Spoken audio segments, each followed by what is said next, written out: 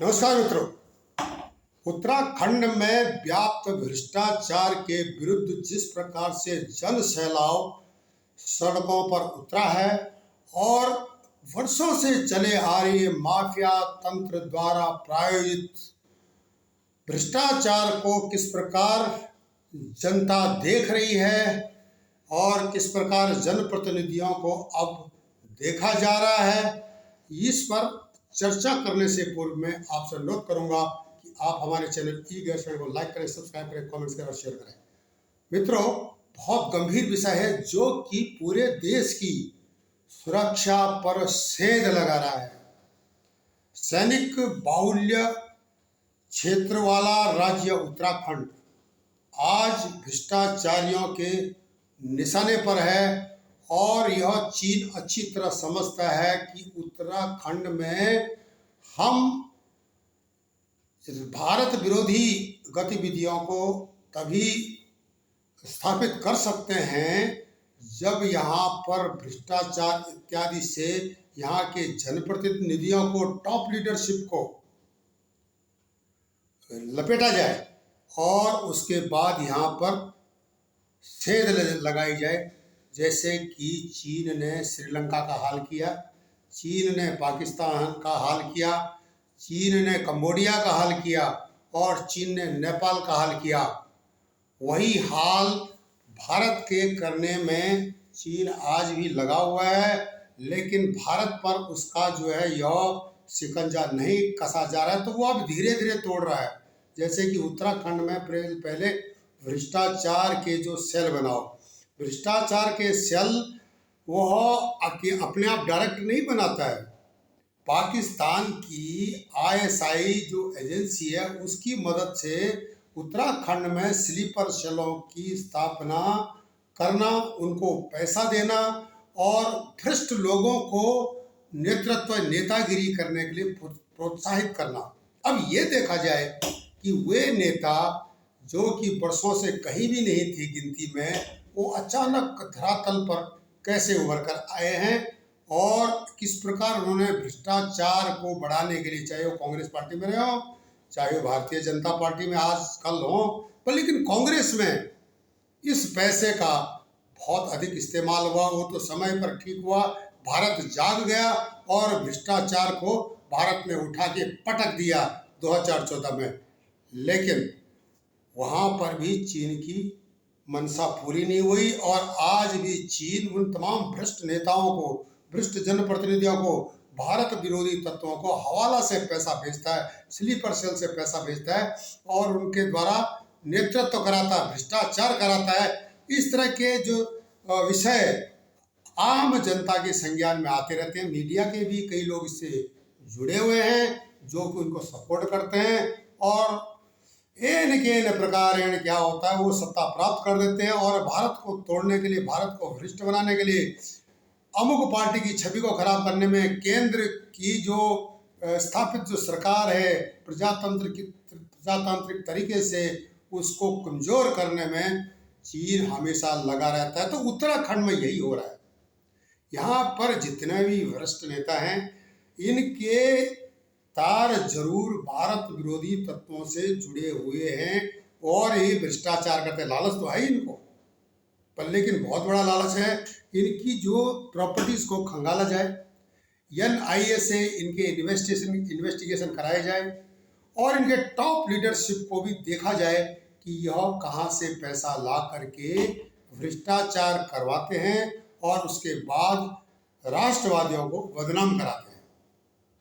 इस विषय पर जो है बहुत बड़े संज्ञान की जरूरत है। भारत की जनता को ध्यान से इन विषयों को समझना चाहिए। आज जन सैलाब जो सड़कों पर है उसके पीछे वर्षों की मेहनत आईएसआई के जो स्लीपर सेलों की भी है।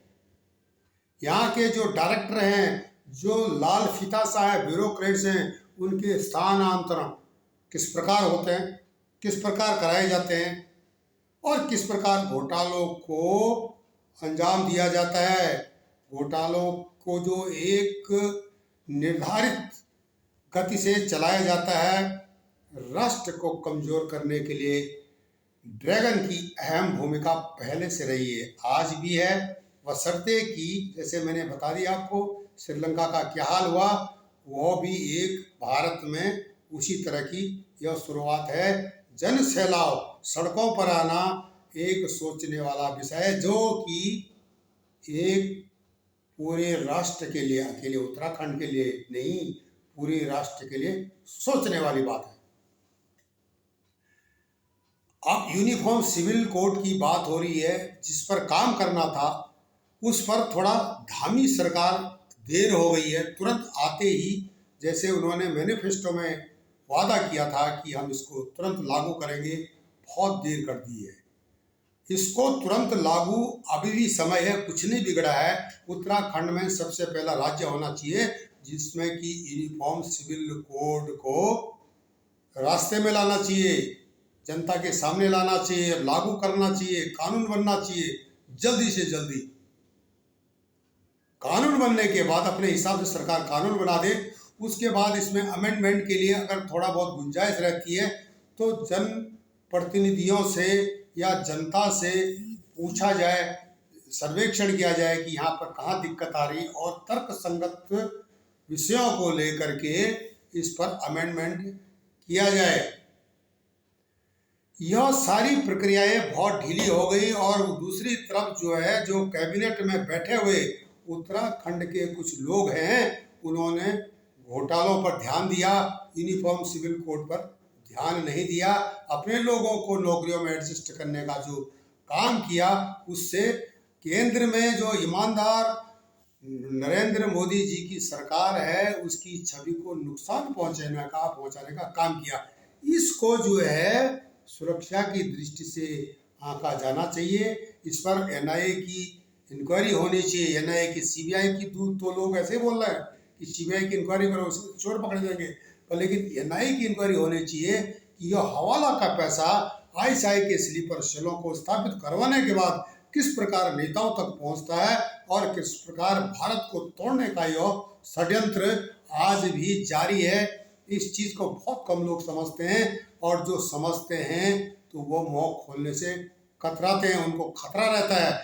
ध्यान रहे, यह स्थिति उत्तराखंड में आ चुकी है, जो कि पूरे देश के लिए एक खतरे की घंटी है। दो अंतर्राष्ट्रीय सीमाओं से जुड़ा हुआ मध्य हिमालय राज्य उत्तराखंड आज भी आईएसआई के निशाने पर है, क्योंकि यह सैनिक बाहुल्य क्षेत्र है।